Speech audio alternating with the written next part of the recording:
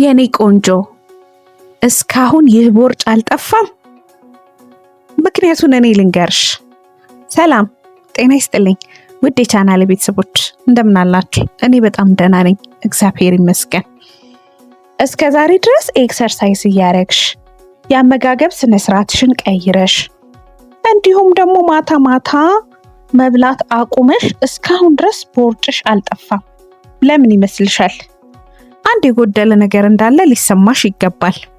ይህ የጎደለውን ነገር ዛሬ እኔ እነግርሻለሁ። ስለዚህ ይህ ቪዲዮ ላንቺ ነው። ቪዲዮን እስከ መጨረሻው ድረስ ተከታታይ፣ እንዲሁም ደግሞ ላይክ እና ኮሜንት በማድረግ ጀምሪ። ቪዲዮ ደግሞ ይጠቅማል ብለሽ ለምታስቢው ሰው ሼር ማድረግሽን እንዳትረሺ።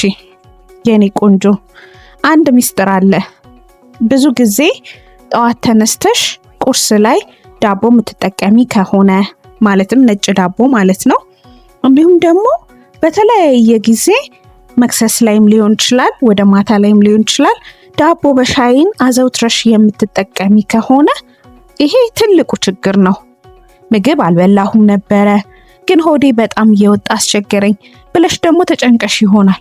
ብዙ ጊዜ የቦርጭ ወይም የሆድ ስብ መጨመር የሚመጣው ከምንበላው የስብ መጠን ይልቅ በየቀኑ አድርገን የምንወስዳቸው ቀላል የሚመስሉ ነገር ግን የሆርሞን መዛባት የሚያስከትሉ ምግቦች እንደሆነ ታውቂያለሽ። ከነዚህ ውስጥ ደግሞ ነጭ ዳቦ ግንባር ቀደም ተጠቃሽ ነው ማለት ነው። ስለዚህ በዛሬ ቪዲዮ ላይ ነጭ ዳቦ በሰውነታችን ውስጥ ሲገባ ምን እንደሚፈጠር፣ ከሆድ ስብ ጋር ያለውን ቀጥተኛ ሳይንሳዊ ግንኙነት እንዲሁም ደግሞ ይህንን ልማድ በማስተካከል እንዴት ጤናማ የሰውነት ቅርጽ ማግኘት እንደምንችል በዝርዝር እናያለን ማለት ነው። ስለዚህ ቪዲዮ ስለሚጠቅማችሁ ላይክ ማድረጋችሁ እንዳትረሱ። ለቻናሉ አዲስ የሆናችሁ ደግሞ ሰብስክራይብ ማድረግ እንዳትረሱ ማለት ነው። እንግዲህ ሁልጊዜም እንደምነግራችሁ ነጭ ዳቦ በሰውነታችን ውስጥ ሲገባ ምን ይፈጠራል የሚለውን ዘ ሳይንስ ኦፍ ዋይት ብሬድ ብለን እነግራችኋለሁ ማለት ነው። ነጭ ዱቄት ለመሆኑ ነጭ ዳቦ ከሌሎች ምግቦች በምን ይለያል የሚለውን ነገር ነጭ ዱቄት በሚሰናዳበት ጊዜ ከስንዴው ፍሬ ላይ የውጨኛው ሽፋን ወይም ብሬን ምንለው የውስጠኛው በቫይታሚን የበለጸገው ክፍል ይወገዳሉ ማለት ነው። የሚቀረው ክፍል ደግሞ ኢንዶስፐርም የሚባለው ሲሆን እሱም ሙሉ በሙሉ ማለት ይቻላል ስታርች ወይም ደግሞ በቀላሉ ወደ ስኳር የሚቀየር ካርቦሃይድሬት ነው ማለት ነው። ይህ ማለት ነጭ ዳቦ ስንበላ አነስተኛ ፋይበር ሎ ፋይበር የምግብ ይኖራል ማለት ነው። የምግብ መፈጨት ሂደትን ያዘገይብናል ማለት ነው። ፋይበር የሌለው ነጭ ዳቦ ግን በጣም በፍጥነት ይፈጫል ማለት ነው። ሁለተኛው ምንድነው? ከፍተኛ የግላይሴሚክ ኢንዴክስ አለው ማለት ነው። ነጭ ዳቦ በበላን በጥቂት ደቂቃዎች ውስጥ በደማችን ውስጥ ያለው የስኳር መጠን በከፍተኛ ሁኔታ እንዲያቅበዘብዝ ወይም ደግሞ ስፓይክ እንዲያደርግ ያደርጋል ማለት ነው። ስለዚህ በእነዚህ ሁለት ምክንያቶች ምክንያት እንደዚህ ሰውነታችን ያልተስተካከለ እንዲሆን ያደርጋል ማለት ነው። በደማችን ውስጥ ስኳር በከፍተኛ ሁኔታ ሲጨምር ደግሞ የሰውነታችን ቆሽት ወይም ደግሞ ፓንክሬስ የምንለው ወይ ኢንሱሊን የሚባለውን ሆርሞን በብዛት እንዲያመነጭ ይገደዳል ማለት ነው። በዚህ ምክንያት ነው ማለት ነው የሚፈጠረው። ሌላው ደግሞ ምንድነው? ኢንሱሊን እና የሆድ ስብ እንዴት እንደሚገናኙ ነው። አሁን ወደ ዋናው ነጥብ ነው የምንመጣው ማለት ነው። ኢንሱሊን እና የሆድ ስብ ግንኙነታቸው ምንድነው ብለን መጠየቃችን አይቀርም። ኢንሱሊን በሰውነታችን ውስጥ ሁለት ዋና ዋና ስራዎች አሉት። አንደኛ በደም ውስጥ ያለውን ትርፍ ስኳር ወደ ሌላ ሴሎች አስገብቶ ለኃይል ማዋል ነው አንደኛው ስራው። ሁለተኛ ደግሞ ትርፍ ስኳርን ደግሞ ወይም ደግሞ ስብን ቀይሮ ማከማቸት ነው ማለት ነው ስራው ማለት ነው። በተለይም ኢንሱሊን በከፍተኛ መጠን በደማችን ውስጥ በሚኖርበት ጊዜ ሰውነታችን ስብ እንዳይቃጠል ይከላከላል ማለት ነው። ይሄ ፋት በርኒንግ ይቀበራል ማለት ነው። እንደገና ይባስ ብሎ ደግሞ በሆድ አካባቢ የሚገኙ የስብ ሴሎችን ቪዘራል ፋት የምንላቸውን ለኢንሱሊን ሆርሞን በጣም ስሱ ናቸው ማለት ነው። ይህ ማለት ነጭ ዳቦ በተደጋጋሚ የምንበላ ሰዎች ወይም ደግሞ ስንበላ አንደኛ የስኳር መጠን በፍጥነት ይጨምራል፣ ሁለተኛ ኢንሱሊን በብዛት ይመረታል፣ ሶስተኛ ትርፍ ካሎሪ በተለይም ደግሞ በሆድ አካባቢ በስብ መልክ ይከማቻል ማለት ነው። በተጨማሪም ደግሞ ነጭ ዳቦ ፋይበር ስለሌለው ከተመገብነው ከ1 እስከ 2 ሰዓት በኋላ የደም ስኳራችንን በፍጥነት ይወርዳል ማለት ነው። በዚህ ጊዜ ሰውነታችን እንደገና ከፍተኛ የራብ ስሜት እና የጣፋጭ የካርቦሃይድሬት ፍላጎት ያሳየናል ማለት ነው።